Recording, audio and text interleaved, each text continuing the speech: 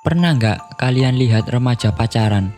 Ada yang malu-malu, ada yang lebay, ada juga yang udah kayak main sinetron stripping setiap hari. Bedanya, kalau sinetron ada sutradara, kalau remaja pacaran, sutradaranya nggak jelas. Kadang HP Android second, kadang pulsa darurat, kadang cuma rasa takut ditinggalin aja. Dan satu hal yang nggak pernah gagal bikin kita geleng-geleng. Remaja rela melakukan apapun demi pacarnya. Mau jadi ojol pribadi, gas. Mau jadi ATM berjalan, siap. Mau bolos sekolah, rela. Pokoknya demi pacar, segalanya jadi halal. Di usia remaja, cinta itu biasanya pertama kali terasa kayak es krim pertama waktu kecil. Manis, dingin, bikin nagih. Sayangnya, setelah lumer, yang tersisa cuma lengket. Banyak contoh nyata yang bikin kita ketawa getir. Ada yang jual HP buat traktir pacar makan sushi, padahal sebelumnya makan bakso aja ngutang. Ada yang rela bolos sekolah biar bisa nemenin pacarnya ke mall, padahal ujian nasional tinggal seminggu. Ada juga yang kerja rodi jadi kuli bangunan, cuma biar bisa beliin pacarnya iPhone, sementara dirinya masih pakai HP layar retak. Pokoknya kalau pacar bilang, "Sayang, aku pengen ini," remaja langsung jadi CEO pengambil keputusan tercepat di dunia.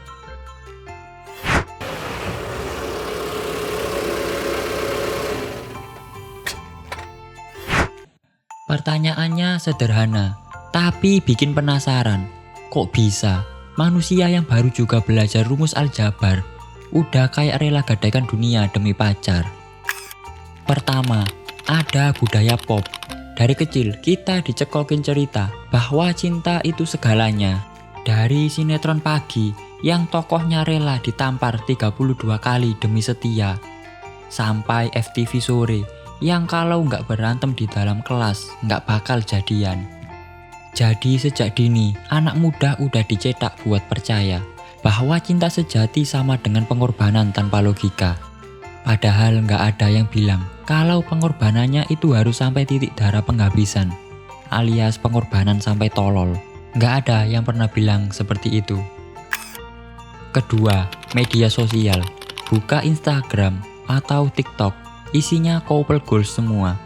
Ada yang kasih kado ulang tahun segede kulkas, padahal gajinya masih gaji magang. Ada yang dinner di rooftop hotel, padahal tagihan Shopee Paylater belum lunas. Semua terlihat indah di layar kaca, tapi di balik itu ada yang rela jadi debt collector bank pelejit. Ketiga, rasa takut sendirian. Di usia remaja, status jomblo itu kayak dosa sosial. Kalau ada acara sekolah, yang nggak punya gandengan dianggap gagal beradaptasi. Akhirnya, begitu ada yang bilang, "Aku sayang kamu," otak langsung short circuit. Demi kamu, aku rela, asal jangan ditinggalin. Logika of mode survival aktif. Keempat, ada efek peer pressure. Di tongkrongan, kalau teman-temannya bawa pacar ke kafe, dia yang sendirian jadi kayak pelanggan sisa yang salah masuk restoran. Jadi supaya eksis, remaja rela keluar duit, tenaga, bahkan prinsip hanya untuk ngajak pacarnya nongkrong di kafe, biar gak ketinggalan dari gengnya. Kelima, ilusi cinta pertama. Bagi remaja, cinta pertama itu kayak beli sepatu putih baru. Di awal dijaga mati-matian, tiap hari dilap, gak boleh kotor. Tapi setelah dipakai seminggu terus kehujanan, barulah sadar kalau sepatu itu ternyata gampang belepotan.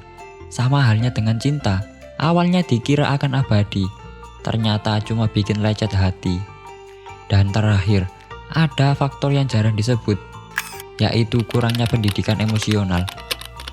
Dari kecil, kita diajarin cara ngitung luas lingkaran, tapi nggak pernah diajarin gimana cara ngitung batas wajar dalam hubungan. Akhirnya, ketika jatuh cinta, yang dipakai bukan logika, tapi tutorial random di TikTok. Cara bikin pacar makin lengket, tips membahagiakan pasangan, sampai kalau dia cemburu, tandanya sayang, padahal bisa saja tandanya toksik.